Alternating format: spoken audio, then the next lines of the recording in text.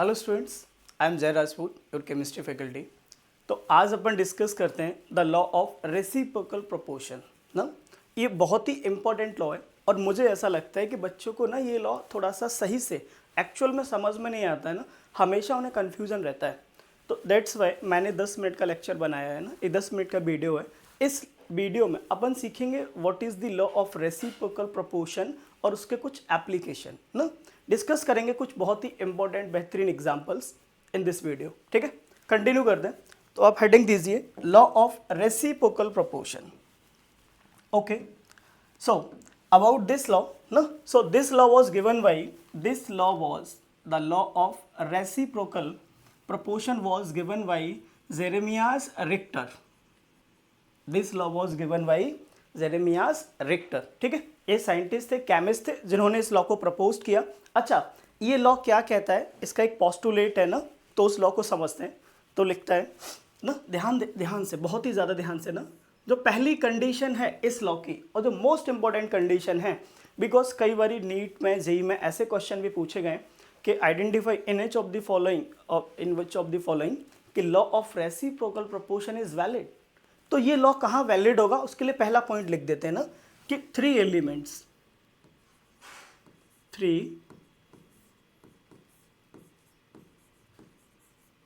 Different elements.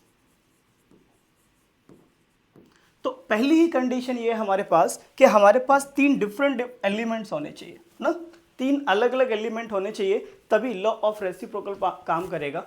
अगर तीन different element नहीं है तो लॉ ऑफ रेसिप्रोकल प्रोपोर्शन काम नहीं करेगा, वहां पे कोई डिफरेंट लॉ काम कर सकता है। ठीक है, तो ये लॉ क्या कहता है, इस पॉइंट को समझेंगे।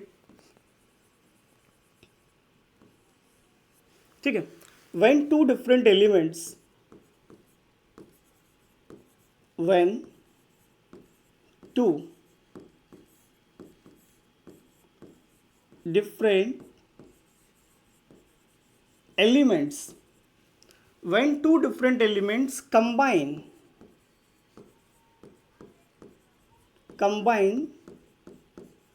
with the same mass no? with the same mass of third element, with the same mass of third element। बहुत ध्यान से सुनना, when two different elements combine with the same mass of third element, then the ratio in which they do so must be same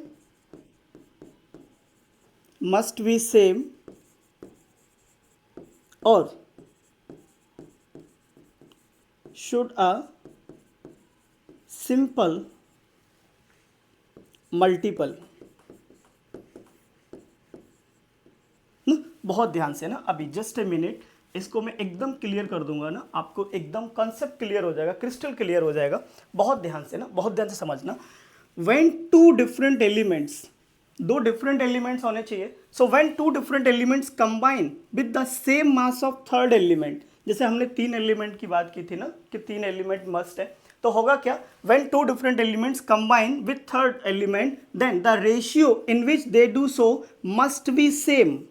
या तो ratio same होना चाहिए या फिर it should be a simple ratio और simple multiple of that ratio. For example जिसका बहुत देरी से वेट कर रहे, बोले सर ये लैंग्वेज तो समझ में नहीं आता है ना, क्या कह रहा है। अगर लैंग्वेज समझ आ भी जाता है तो ये एक्चुअल में रेसिप्रोकल लॉ कैसे काम करता है, कैसे ना, तो बहुत बेहतरीन एग्जाम्पल है, बहुत ध्यान से समझना। फॉर एग्जाम्पल हमारे पास दो एलिमेंट है और वो दो एलिमेंट्स हैं hydrogen and oxygen. We have two different elements, hydrogen and oxygen. अच्छा, अब ये दो डिफरेंट एलिमेंट हैं और ये दो डिफरेंट एलिमेंट कंबाइन हो रहे हैं एक थर्ड एलिमेंट के साथ, और वो थर्ड एलिमेंट है carbon. According to the law, when two different elements combine with the same mass of third element, तो हमारे पास ये दो डिफरेंट एलिमेंट है और ये दो डिफरेंट एलिमेंट सेम मास के साथ कंबाइन हो रहे हैं। ठीक है, अच्छा, अगर ये आपस में कंबाइन होंगे तो कार्बन एंड हाइड्रोजन के कॉम्बिनेशन से कंपाउंड बनता है methane, that is CH4। Carbon and oxygen के कॉम्बिनेशन से कंपाउंड बनता है CO2 गैस। बोलो हाँ। अगर देखा जाए तो होगा क्या, when two different elements combine with the same mass of third element के साथ कंबाइन हो रहा है, then when carbon react with hydrogen it forms methane and when carbon react with oxygen it forms carbon dioxide। Okay, अब बहुत ध्यान से देखो ना, बहुत ज्यादा ध्यान से। यहाँ कार्बन का मास तो फिक्स है, 12 ग्राम। हाइड्रोजन कितना है सर, 4 ग्राम हाइड्रोजन है यहाँ पर। ओके, ऑक्सीजन कितना है सर, 32 ग्राम ऑक्सीजन है यहाँ पर। तो हाइड्रोजन एंड ऑक्सीजन का इन दो कंपाउंड में क्या रेशियो है ना, between methane and carbon dioxide. तो यहां रेशियो में लिख सकता हूं hydrogen is to oxygen, oxygen O लिखा है सिर्फ मैंने, तो इट इज 4:32। अगर इसको सिंपल रेशियो में कन्वर्ट करता हूं सो इट इज 1:8। ओके, अभी बात पूरी नहीं हुई है ना, अभी ध्यान से समझो। होगा क्या, when two different element combine with the same mass of third element. अब होगा क्या, एक कंपाउंड ये आपस में कॉम्बिनेशन से बनाएंगे, मस्त जरूरी है कि ये आपस में कंबाइन होंगे। अगर ये आपस में कंबाइन होते हैं तो कंपाउंड क्या बनेगा, H2O। अब अगर मैं H2O में देखता हूं तो H2O में जो रेशियो आना चाहिए दैट इज 2:16। अगर इसको भी सिंप्लीफाई करता हूं दैट इज 1:8। तो ध्यान से चेक करो, क्या ये दोनों रेशियो सेम है, क्या ये दोनों रेशियो सेम है।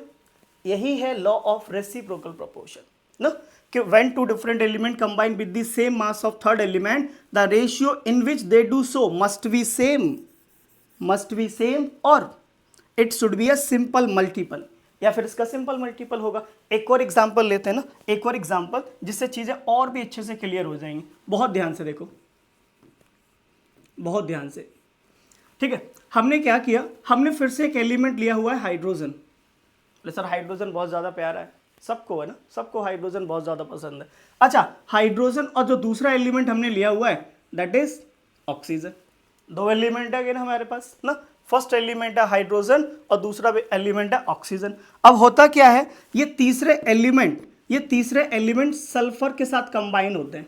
Now when sulphur combine with hydrogen it form H2S gas, hydrogen sulphide, H2S gas. Now, when sulfur react with oxygen, it forms sulfur dioxide.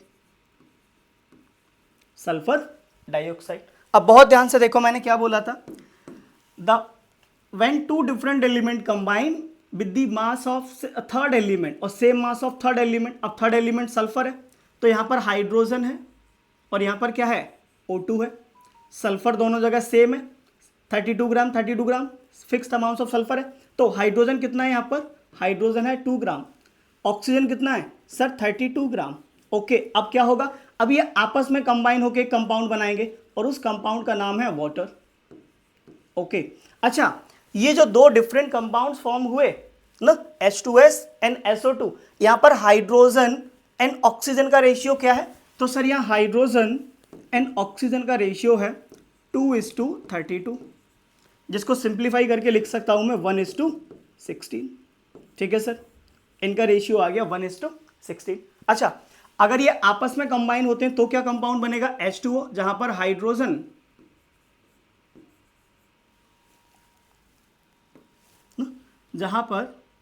Hydrogen and oxygen का जो ratio है that is hydrogen and oxygen वो है 2:16।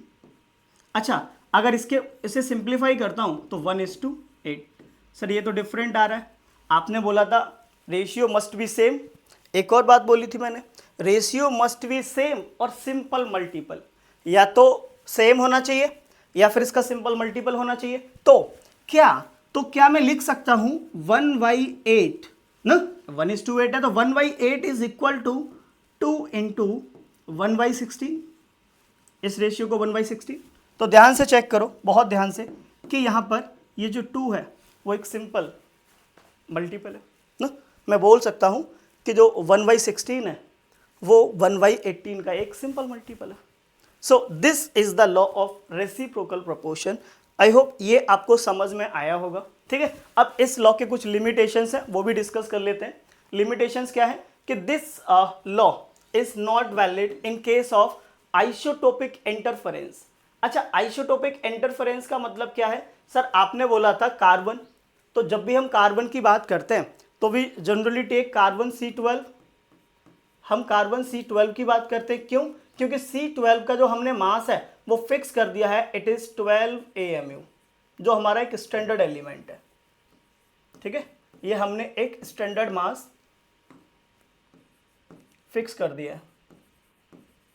Now अब ऐसा भी हो सकता है कि आपने क्या किया था, आपने यहाँ पे कार्बन 12 कंसीडर किया था, यहाँ पर भी 12, लेकिन ऐसा भी तो हो सकता है कि कार्बन में कहीं पर C13 कंसीडर कर रहा हूँ, कहीं पर C14 कंसीडर कर रहा हूँ, तो वो डिफरेंट रेशियो देगा हमें। ठीक है, तो ऐसा तो पॉसिबल नहीं है, ध्यान रखना ना। लिमिटेड कंपाउंड, ये भी बहुत इंपॉर्टेंट बात है कि जैसे हमने बोला था कि 3 एलिमेंट मस्ट, 3 एलिमेंट जरूरी हैं, तभी जाके लॉ ऑफ रेसिप्रोकल काम करता है, तभी वैलिड होता है। तो ऐसे बहुत कम कंपाउंड्स हैं ना, बहुत लिमिटेड कंपाउंड्स हैं। ठीक है, तो ध्यान रखना, इस लॉ को याद करने के लिए अगर आप चाहो तो एक आसान सी ट्रिक बता रहा हूं मैं आपको ना, ऐसे ट्रिक समझो इसको। वो ट्रिक क्या है? वो ट्रिक क्या है? पहली ट्रिक ये है कि कंपाउंड जो बनेगा ना, वहां हमेशा 3 एलिमेंट प्रेजेंट होंगे, 3 एलिमेंट्स प्रेजेंट होंगे, ऑलवेज 3 डिफरेंट एलिमेंट्स प्रेजेंट होंगे। अच्छा, दूसरी इंपॉर्टेंट बात क्या है? दूसरी इंपॉर्टेंट बात ये, एज्यूम करो कि वो 3 एलिमेंट हैं X, Y एंड Z। ठीक है, एज्यूम कर लिया हमने कि सर आपने कहा था 3 डिफरेंट एलिमेंट, और वो 3 डिफरेंट एलिमेंट्स हैं X, Y एंड Z। अब ऐसे समझो कि 2 एलिमेंट हैं X एंड Y, अब ये थर्ड एलिमेंट Z के साथ कंबाइन हो रहे हैं। किसके साथ कंबाइन हो रहे हैं? Z के साथ। तो होगा क्या? होगा क्या?